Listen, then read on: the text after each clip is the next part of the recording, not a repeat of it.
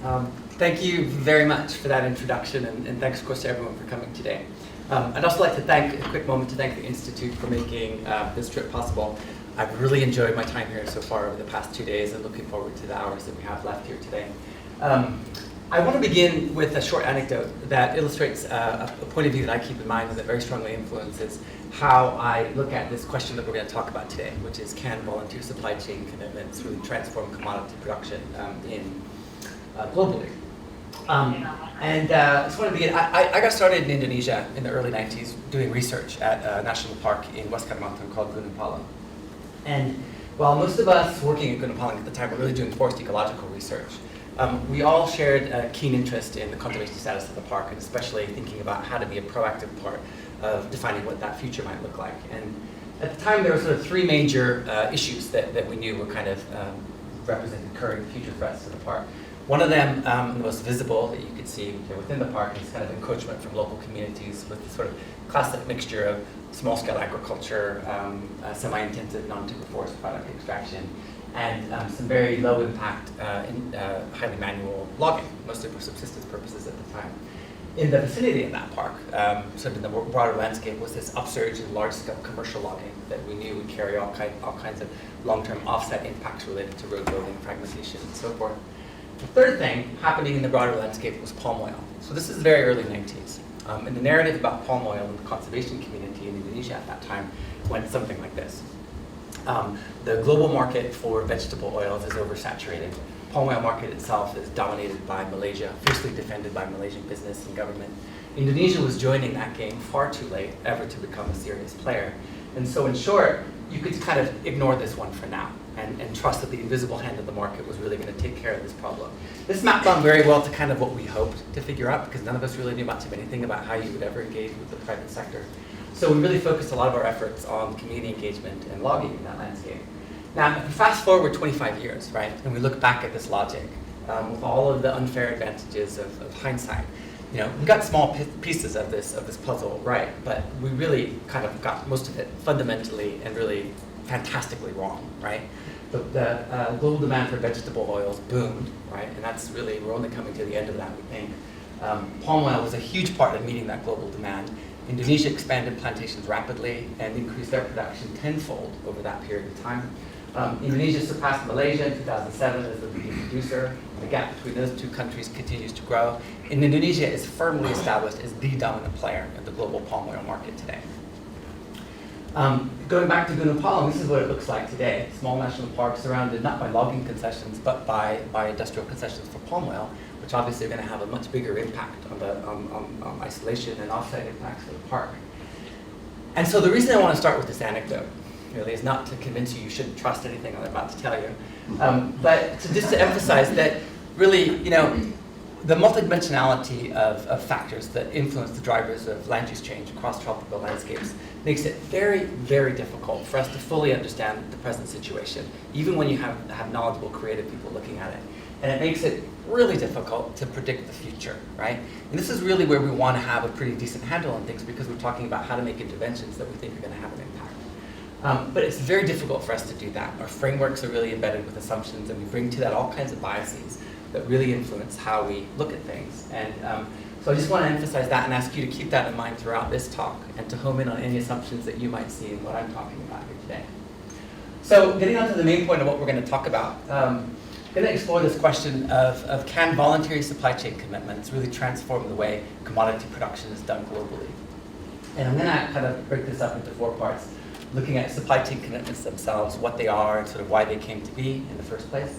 Some of the practical challenges to implementation of the sort of key components of those commitments. Some structural challenges that we know represent real bottlenecks probably moving forward.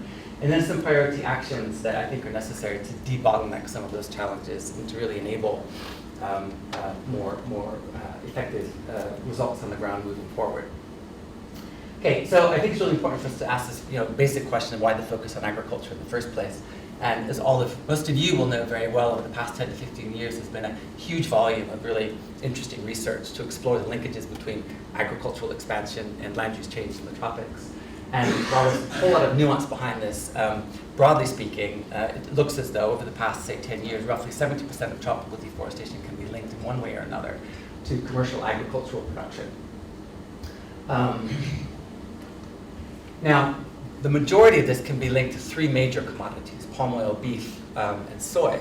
But I think it's also really important for us to bear in mind that in other geographies, other parts of the world, other commodities themselves are leading drivers. Okay, so this includes things like sugarcane, tea, rubber, coffee, and cacao.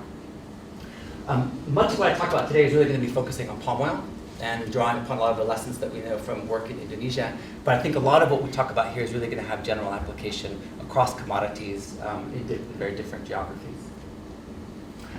Okay, sort of a basic starting point. I think it's really important for us to sort of have a basic, some common terminology on what are supply chains in the first place. And some of you will know this very well. You work on it, I know.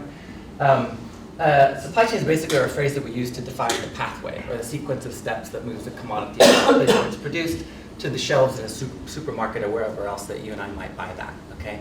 And the complexity and the structure of those supply chains varies tremendously among commodities and in different geographies. But we can sort of break it down into a simple schematic that looks something like this, where we have producers who sell to processors, who do something with that, sell this to traders, who in turn deliver that to manufacturers, who produce things which are then sold to retailers, and that's where you and I meet these things. Right? We'll talk later about some of the complexities, the variations across this model, but just to keep that in mind. Now, if we look at this supply chain structure, right, and kind of look back over history where most of the effort and attention has been focused, it's really been very, very strongly focused both on the activism side and especially on the practical intervention side, really on working with producers, okay? And one of the main focal sort of points of effort here has been around the development of multi-stakeholder certification schemes, right? Where people come together to define a set of criteria for what responsible production would look like. We think, a series of incentives, reasons why producers might adopt these standards voluntarily on the assumption that if we put these certified sustainable products into the market at different points along the supply chain, downstream actors will reward these upstream actors, and maybe in the form of premium or other kind of rewards, benefits. And we can kind of imagine this future self-reinforcing cycle where more and more producers adopt more and more of these voluntary standards, and slowly, steadily, we transform production through that means. Now, there is a huge amount that has been achieved through different kinds of certification, focusing on organic, sustainability, and so forth. But as it relates to commodity production in the tropics, I think by and large there's a lot of dissatisfaction recently about the pace of change and the impacts on the ground. This is for a number of reasons. Just a few to mention very quickly. Is that the sheer magnitude of what we're trying to achieve is pretty remarkable. This is an indicative map of mills across western Indonesia, palm oil only. This is an incomplete map, but there are somewhere between 1,200 to 1,500 mills in Indonesia producing palm oil. And so how we can get each of them certified on the ground one by one over time, that's going to take a very long time. The progress is moving too slowly. Secondly, this kind of spread effect where we imagined that some producers would get starters and others would eventually join that game hasn't really happened, largely because these kind of benefits that we envisaged that would come on stream from downstream actors who were rewarding producers who did this, they really haven't materialized on the scale either that producers were expecting. And so there's a lot of disappointment on that side. And a final kind of source of discouragement on the part of some observers is that a lot of people think these standards are too weak on key issues, most especially deforestation, and others think they're too strong. And for those who think they're too strong, they're not going to adopt them. So for a combination of reasons, certification, while it has achieved a number of things, it hasn't really delivered on transformation at the pace and scale that people were hoping. So, for folks who were really concerned on trying to get more action on the ground and faster change happening at scale at this producer end of things, they started saying, well, let's look kind of critically at the supply chain, right? Surely there are other opportunities for leverage and intervention. And what comes out of a very simple look at things, again, if we use palm oil as an example in Indonesia, is that move downstream from producers, and very quickly you move from literally thousands to a relatively small handful of large, relatively powerful processors and traders who have very close, strong business relationships with these upstream producers. and who, if we could get them to commit voluntarily to sort of a new set of norms, then presumably they could put a higher level of more effective leverage and pressure onto these upstream actors. Likewise, if you go further downstream, and we begin looking at manufacturers and retailers, these are some of the companies. Also, we have a market that's dominated by a relatively small number of very big brands that are fiercely defended by the companies who have invested in creating those brands. They face European and American consumers in many places, and they're likely to be very responsive to pressure. So the whole theory of change here could be kind of broken down, if you will, into 4 steps that I've kind of distilled and inferred from what other groups have been working on, to attempt sort of a different approach to supply chain transformation. Was to say, well, okay, let's look at this. We need to reframe the problem and therefore the solution that's going to deliver change upstream. And that is basically to say that all actors in the supply chain are part of the problem. It's not just the upstream producers. And since we're all part of the problem, we all have to be part of the solution. And so that was step 1, reframe the whole problem and the solution. Second was to go after these manufacturers and retailers, who we know are going to be more vulnerable, more protective of their brands, more likely to respond to activist-based kind of pressure.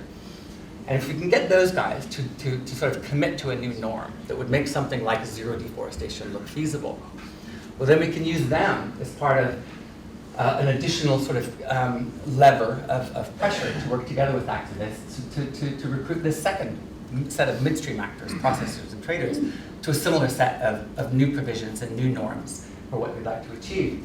And then if we can get these guys on stream, well, then we can work together with the power of manufacturers, processors, to push that all the way back up to producers, and support them in their implementation, monitor, and report on how that is working. So this was basically a 4-step strategy that people came up with as an alternative to relying upon certification and as an alternative to government reform, which is slow and very difficult to do because of political economic realities. Now, some of you might know this story very well, having paid some close attention to it. It's been an exciting 2 years for folks who are working in this field. And it has been remarkably, stunningly successful, right? And what it involved was sort of a very strategic shift in the way that campaign organizations were targeting people. So instead of really focusing their effort on the upstream, really broadening that to target a much broader range of vulnerable, powerful, influential downstream actors. This includes both the processors and the traders that we were talking about a moment ago, which we'll talk about in more detail, and also, of course, the brands themselves. And some of you will know this one very well, famous or infamous, depending on if you were part of the target, but this Greenpeace campaign against Nestle that was incredibly successful, drew media attention far beyond, I think, what they even expected it would, and that resulted ultimately in Nestle revising and strengthening their sustainability policy. Now, we all knew that it was only a matter of time until these campaigns really began focusing on one of the major agribusinesses in the world, which is Wilmar. Wilmar is the dominant player in the palm oil industry, large, fully vertically integrated with plantations themselves, downstream processing facilities, even refined branded products that they sell in China. A huge part of Wilmar's business was the buying and selling of palm oil. And this naturally made them a very desirable target as part of this transformational process. A loosely organized coalition of NGO and other advocacy organizations mounted a very effective campaign to apply pressure against Wilmar that really involved linking anything bad about the palm oil industry to Wilmar. Not because Wilmar was necessarily doing it, but because they were buying and selling the commodities that other producers were doing and that were linked to these impacts. Okay? Now, sort of fast forward to the end of this. It's a rich, very interesting story for anybody who's really interested in the effectiveness of activism as an approach. There's a lot online. You can do quite a bit of research on this yourself. But it culminated in a landmark achievement in supply chain activism, which was in December of 2013, where Wilmar disclosed what is now sort of referred to, known as the no deforestation, no peat, no exploitation policy. And basically what they committed to doing is to eliminating that, not only in their upstream operations, but in all of their downstream trading, okay? And this triggered a really unexpected, spectacular chain reaction in commitments from other downstream traders and processors, basically Wilmar's competitors. And today, it's estimated that roughly 90% of global palm oil trade is covered by some form of these sustainability commitments. Now, want to emphasize again that this is a truly remarkable achievement. And I've been working in the palm oil industry on different aspects of it, and the governance and with corporations and with NGOs, and I was a huge skeptic about the success of this approach.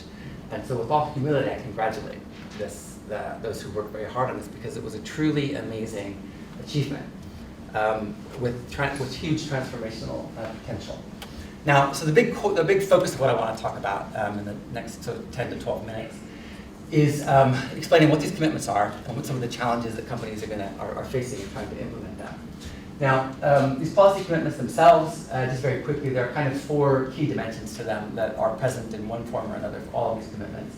Obviously, the commitment itself, what a company will and will not source, that's a huge part of this. Defining the scope, sort of what commodities are in this commitment and what geographies. Increasingly, it's cross-commodity and it's global in its coverage as the bar is rising.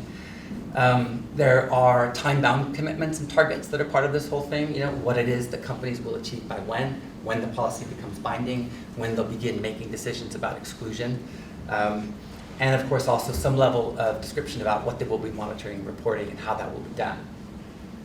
Now, the core components of these supply chain commitments, you can kind of recognize 3 basic parts. In the details, they differ quite a bit, and this is largely depending on where you are in the supply chain and even when you made that commitment. But there are 3 basic elements that all of them share in common. One is about traceability. Okay, so this is about building a transparent, fully traceable supply chain so that companies can know the origins of the products or the ingredients that they're using in their products. Second is this commitment to eliminate deforestation and any further development of peat, both from your upstream plantations that you may control yourself and in all of your downstream trading and sourcing activities.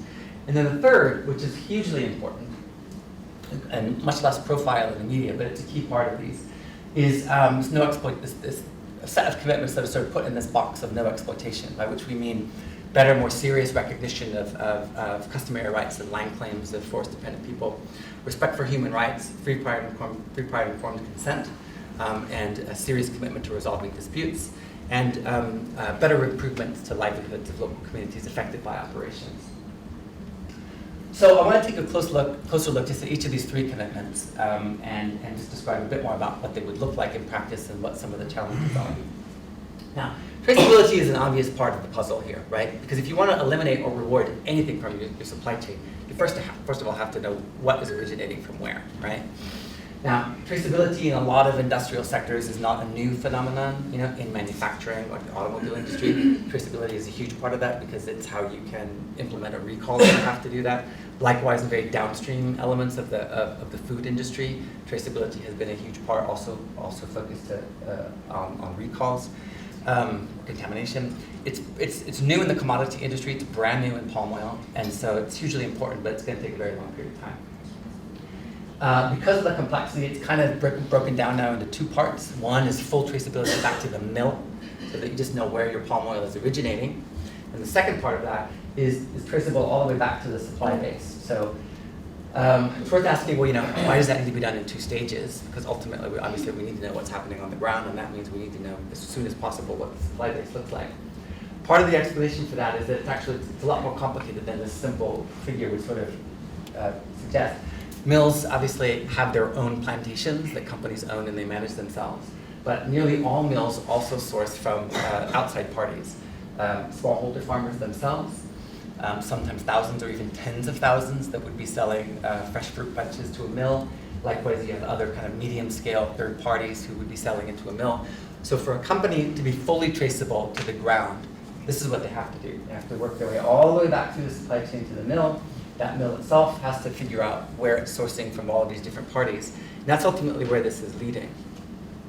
Now, some of the challenges to traceability of palm oil, obviously, is the sheer magnitude of that challenge. 1,200 mills in Indonesia, literally millions of smallholders, and thousands of medium-scale producers. And so how we can get all of that mapped on the ground is going to be a huge job. Complexity of the supply chain. I haven't really talked about this in any great graphical sort of detail here, but the complexity of the palm oil supply chain is really impressive, right? With lots of bifurcation, convergences and blending, and bifurcation again that comes back together. It's incredibly complicated. Working through that is going to take a lot of time. It can be done, but it's going to take a lot of time. this notion of, this may have jumped out to you already, that if downstream users have committed to the same thing that midstream players have, well, couldn't these downstream users just rely on those midstream players who are going to be doing all of this traceability work themselves and rely upon that as a source of information?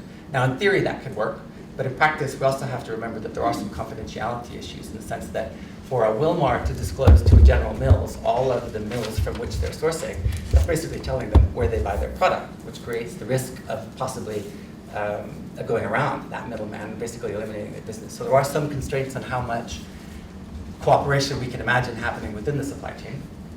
And finally, I think there is a huge need for the development of a single independent, broadly accepted platform for how all of this can be done, because otherwise it's going to be repeated in a series of different ways that may or may not be compatible, may or may not meet stakeholder demands. So we need to do a lot of work into looking at that. Now, I'm going to kind of accelerate a little tiny bit here to save some more time.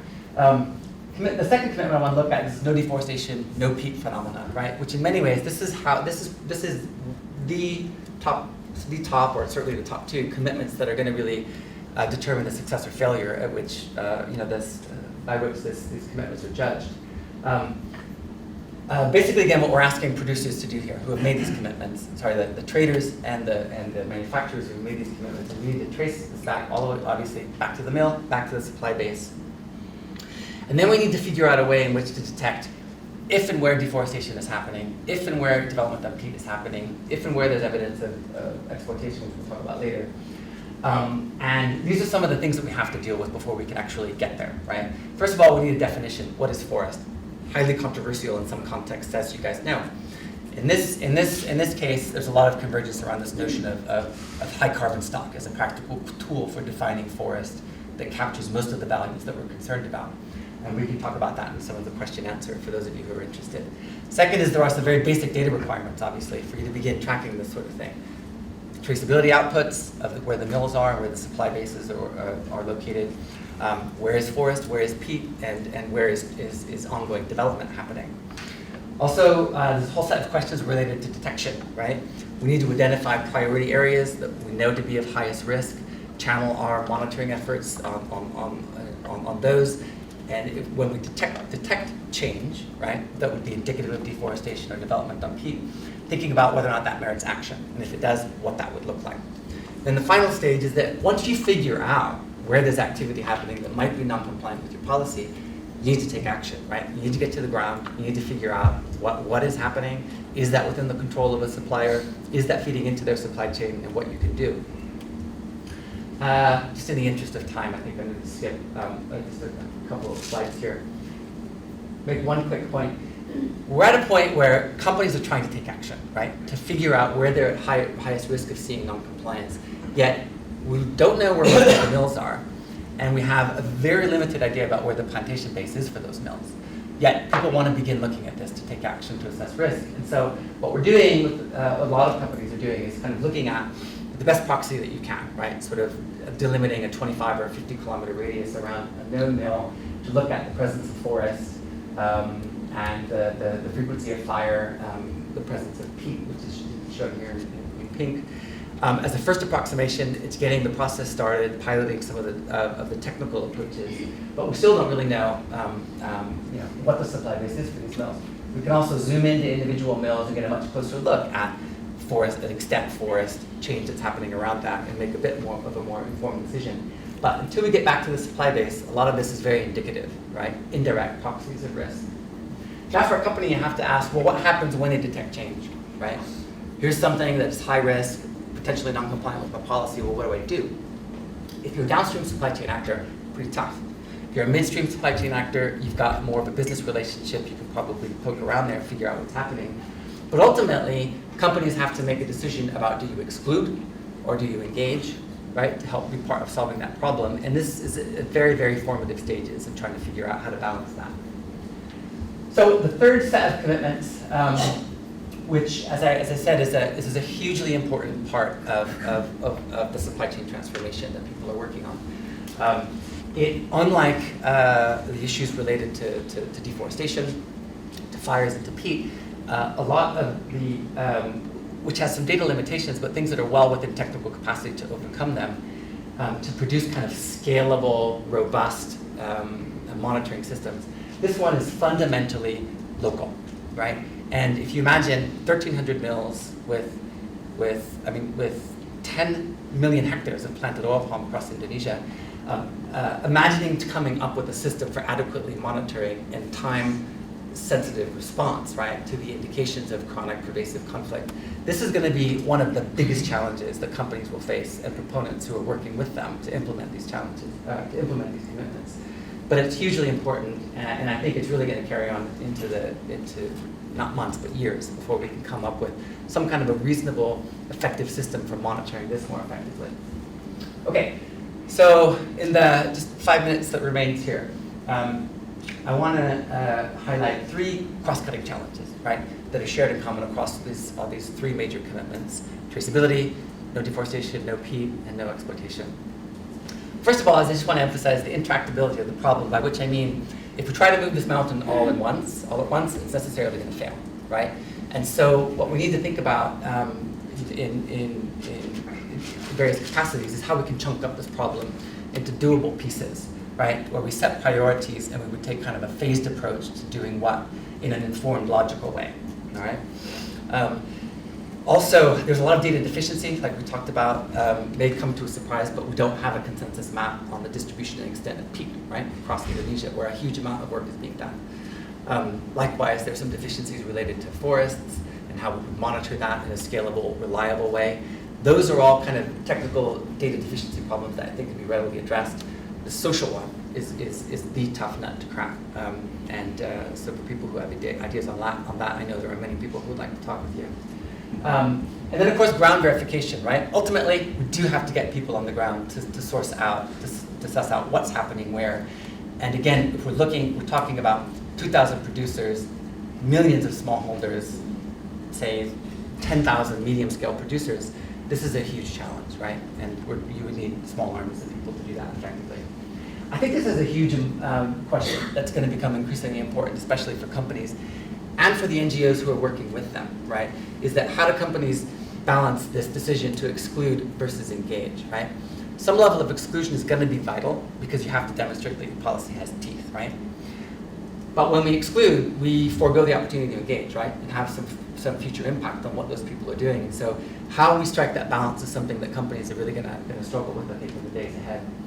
And then finally, on this issue of monitoring, reporting, and verification, there is a lot that's happening right now, right? And remember that we're in the very early stages of implementing different aspects of these commitments. But there is already growing discomfort, I think, with the mode of reporting that's happening, and the verification that we have is very sort of closed book at this stage. So it's clear that looking forward, I think the development of some kind of a shared, transparent, broadly accepted platform for monitoring, for ground verification, and for reporting is going to be a vital part of people believing that this process of transformation is actually underway. 4 structural challenges that I think are hugely important. Let's try to buzz through this. Amnesty is a fundamental, necessary part of bringing more people into the game here, right? Deforestation is happening, and it will continue. There are some companies who know eventually they're going to make a commitment to this, but they also know that forgiveness of past sins is going to be part of what happens, right? So there are some companies who have internalized this, and you might say in one way or another are accelerating their deforestation with full expectations that they will make this kind of a commitment, okay? How do you deal with that? That's an issue of credibility that people have to address. Closely related to that is lag times. There are some companies who know about this already. They're not proactively engaging it, but they don't believe it, right? They don't think that they're going to have restricted access to markets in the future because of existing large insensitive markets that are not concerned about these issues yet. And so for these guys who are continuing for a very justifiable, I suppose, business reason, how do we get them in quicker, right? And that's a lot of that is going to be related to awareness raising. Smallholder exclusion is an increasingly disconcerting part of what's happening here. So in many parts of Indonesia, I should say the risk of smallholder exclusion, many parts of Indonesia, smallholders are at the deforestation front, right? This is just what's happening as part of the historical, temporal, spatial pattern of how things are happening. And for companies that are going to begin making exclusionary decisions, these guys are going to be in that group of producers who are left out. That's really hard to square, right, with this other emerging notion of building inclusive supply chains that benefit smallholders and farmers. And so how we reconcile these two things of eliminating deforestation while at the same time bringing in smallholders, that's going to be a huge challenge ahead. Something I like to refer to as just a clean up my own supply chain sort of mentality or approach. Companies have committed to eliminate deforestation in their supply chain, and that's what they're going to do. There are some companies who have also committed to being part of the broader landscape transformation, to eliminate deforestation, to engage with government and other stakeholders, to be a proactive part of that transformation. But fundamentally, companies have committed to cleaning up their own supply chains, and that's what they're going to do. Now, over time, you could say, well, if 90% of the palm oil trade is controlled by these guys who have committed to no deforestation, in one way or another, pursuing their individual needs in the aggregate is going to deliver the transformation that we need. That assumes that nobody else emerges to trade in the dirty palm oil that the responsible traders exclude from their own supply chains.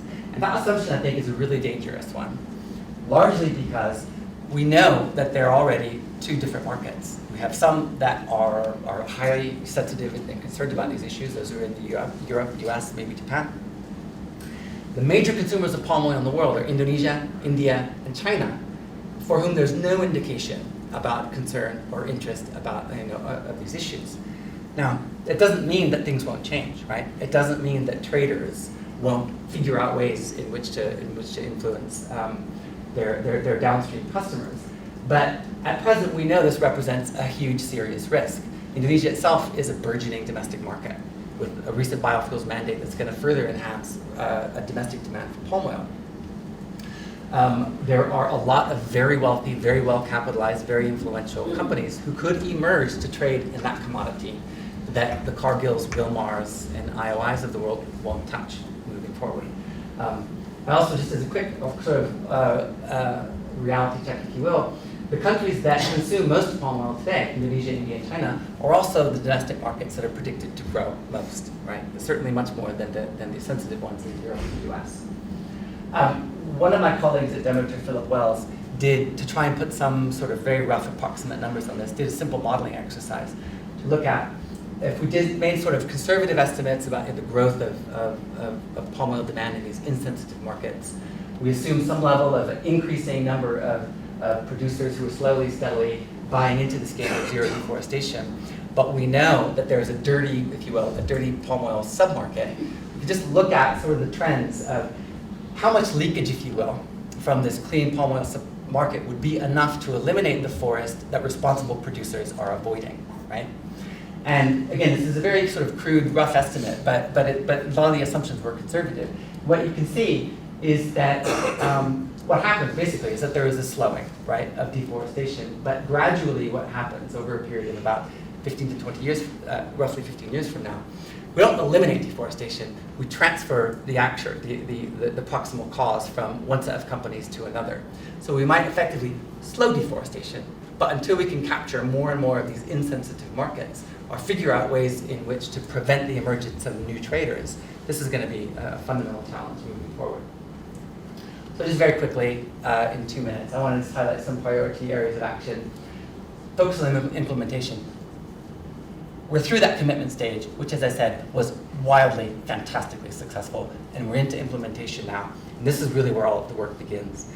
Monitoring and verification is going to be a huge part of the credibility of what happens here, assuming we can solve all of the technical problems of how that's done. Companies can come up with ways in which to balance these decisions of exclusion versus engagement.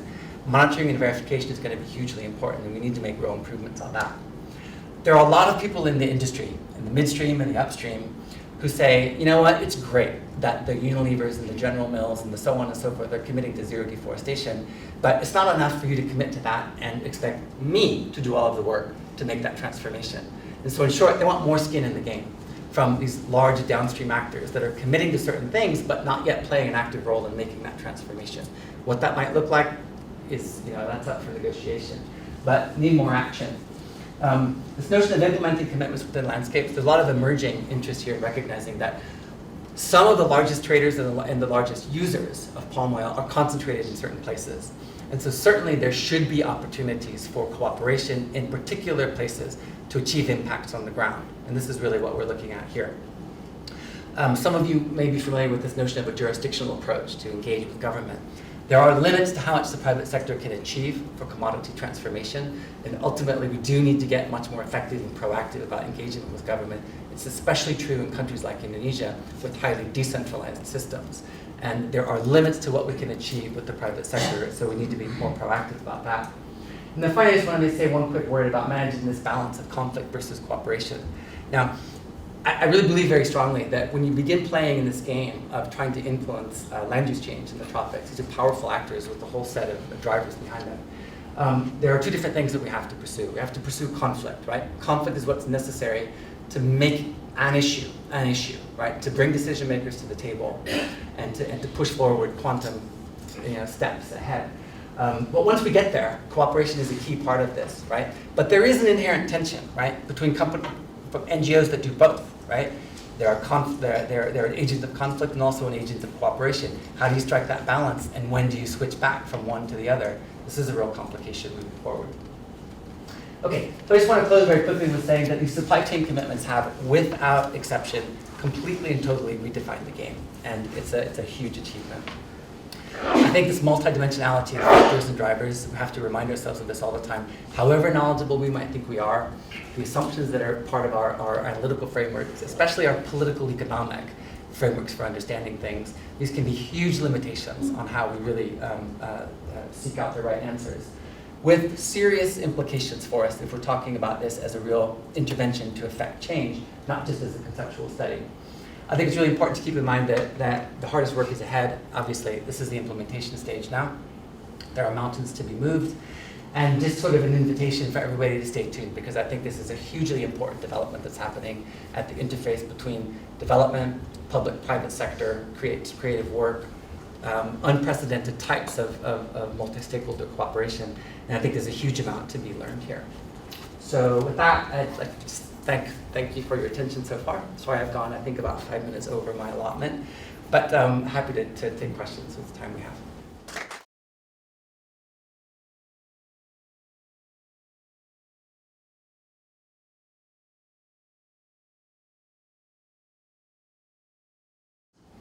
Yeah, that's a great question, and I think the simple answer to that is that it's relative growth. If we look at historical trends in growth for vegetable oils that have been driven by a combination of rapid growth in sort of the emerging markets, those like Indonesia, China, India, but also surging demand for biofuels in Europe. That's rapidly in decline. And if you look at where the market is right now, I mean, right now, it's kind of in the tank, right? And that's through a combination of slightly depressed demand, oversupply, bumper crops of soy, bumper crops of palm oil. But people who really study this look at this as a temporary downturn, and it's going to be rising again in the near term.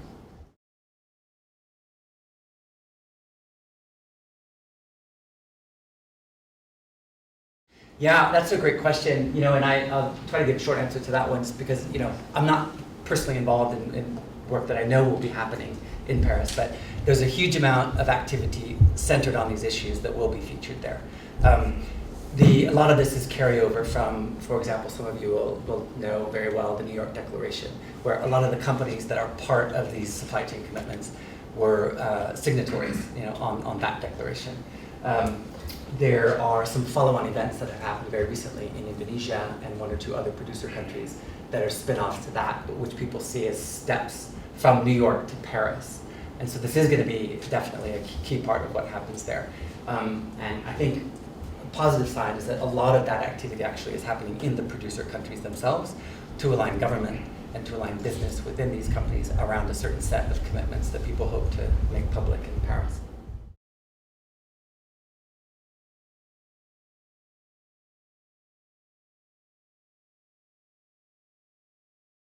Yeah, that's another great question. And again, I have to apologize because a lot of what I'm answering is with reference to Indonesia.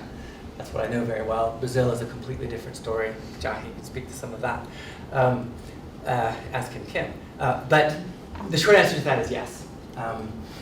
but it's a process, right?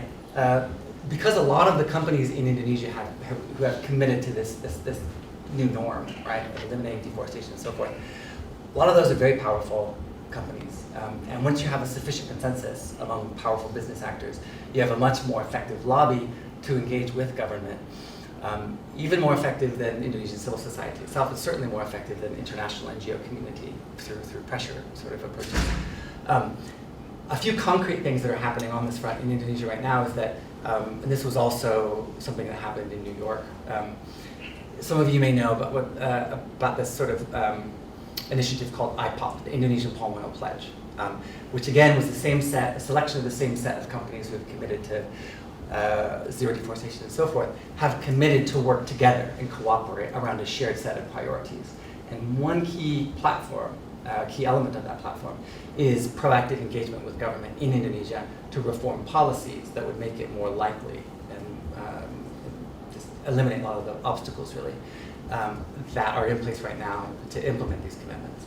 And against this sort of backdrop of activity that's happened kind of at the interface between business and government, we also had a massive change in government in Indonesia that happened in very beginning of this year, which has opened a lot of doors, most especially with recognition of customary rights and strengthening tenure for local communities, revisiting a lot of this kind of pro-growth, pro-expansion sort of policy about how to grow the sector. And so the kind of the combination of those two things, I think, are really creating a whole lot more opportunities right now. And the Indonesian Chamber of Commerce has committed to working with the private sector to liaise more effectively with government. And so I think it's really a matter of time until we see some pretty dramatic shifts in policy in Indonesia.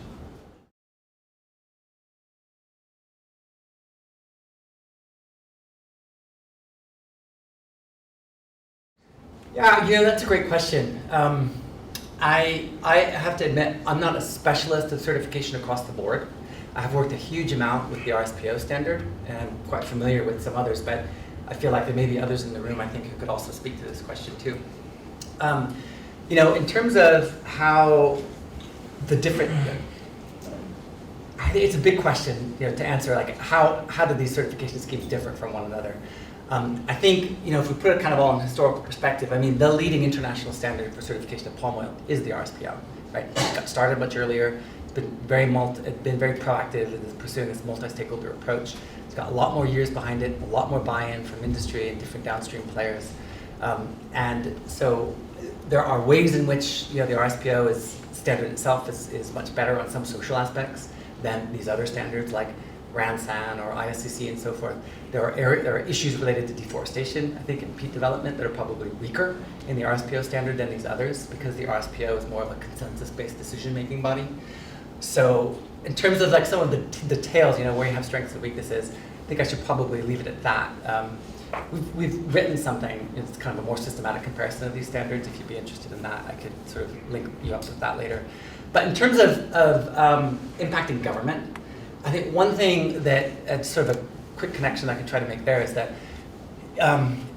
in response to pushback from the Indonesian producers themselves who didn't like the RSPO standard because they felt like it was really something being foisted upon Indonesia from the outside, in their views, largely driven by US and European NGOs and consumer retail companies. This inspired the development of something which the Indonesian government enacted initially in 2011 and just revised very recently, which is called the Indonesian Sustainable Palm Oil Standard. Now, a lot of people were very uncomfortable with this notion of Indonesia producing something that sounded so much like the RSPO, saw it as an attempt to co-opt, maybe rebrand or create confusion and so forth. In truth, the motivation behind this really was a recognition among segments within the Indonesian government that their ability to enforce regulations was a complete failure because that had been highly decentralized. That responsibility was put onto district governments who were not prepared to do that. And so they developed this standard, right, that was modeled very closely on the RSPO in terms of its principles and criteria. The details are different, but the structure was modeled on RSPO. And that's basically, it's a system to ensure minimum legal compliance among producers for existing laws and regulations in Indonesia. And it's implemented not through government, but through accredited independent certification bodies. And again, so this is kind of a quasi-government, it's one half government, one half independent to ensure Indonesian companies are at least meeting legal requirements. I don't want to infer too much about this, but what I do know from work that I've done, within government and with the RSPO and so forth, that the RSPO was a proximal trigger for that development within the Indonesian government itself. And so I actually see that again as one of these huge achievements that certification has made, all of its failings aside.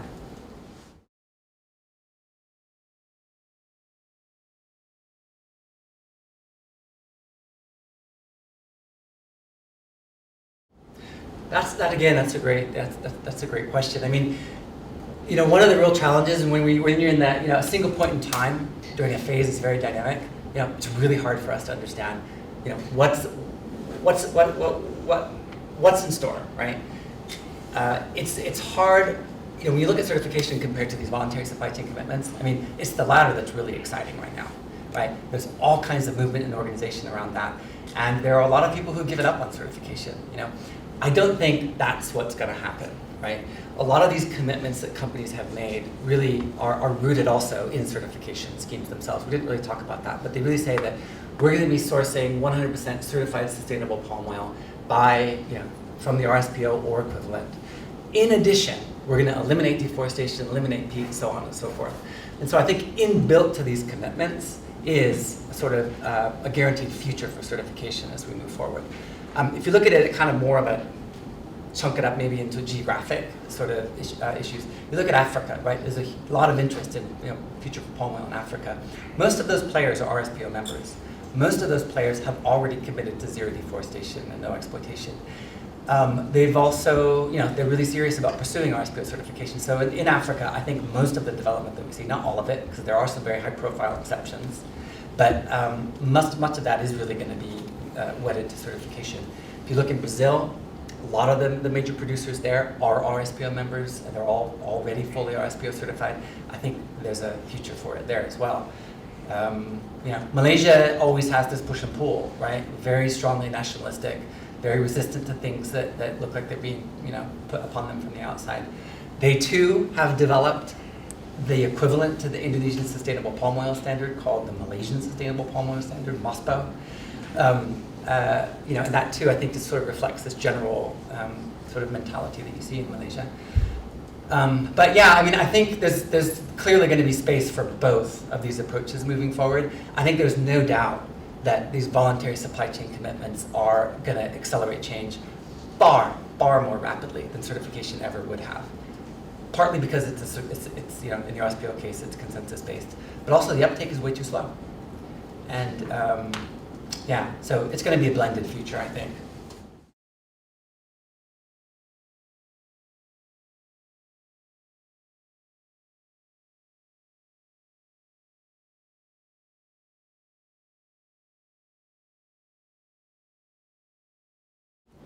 Yeah, that's an interesting question. And there's kind of three elements to that, which kind of, I think, are a little bit hard for me to tease apart sort of real time.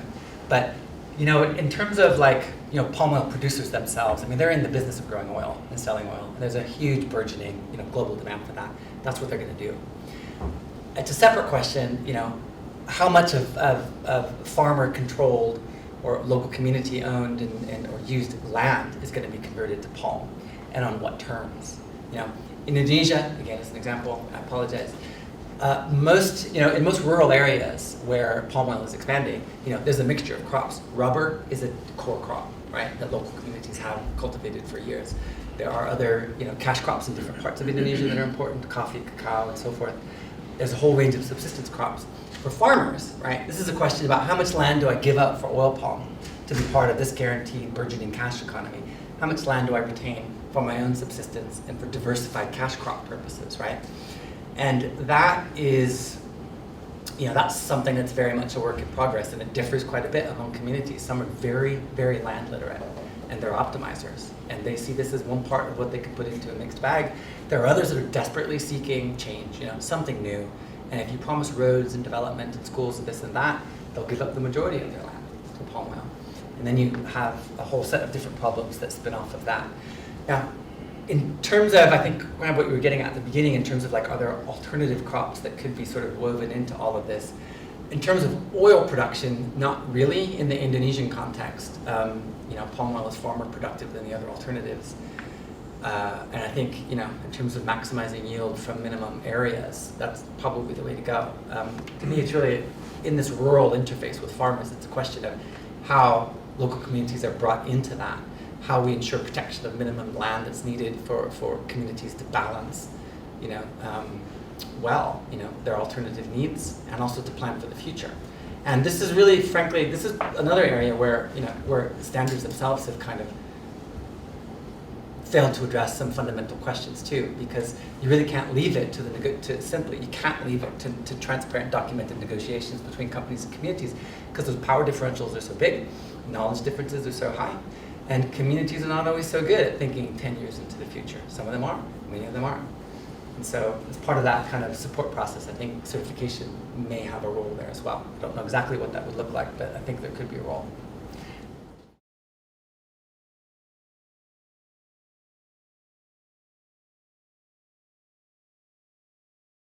Yeah, well, they do, so breaking that into two parts. Roughly speaking, the productive life cycle of a palm is 25 to 30 years. You plant them today, you begin harvesting fruit in about 4 years.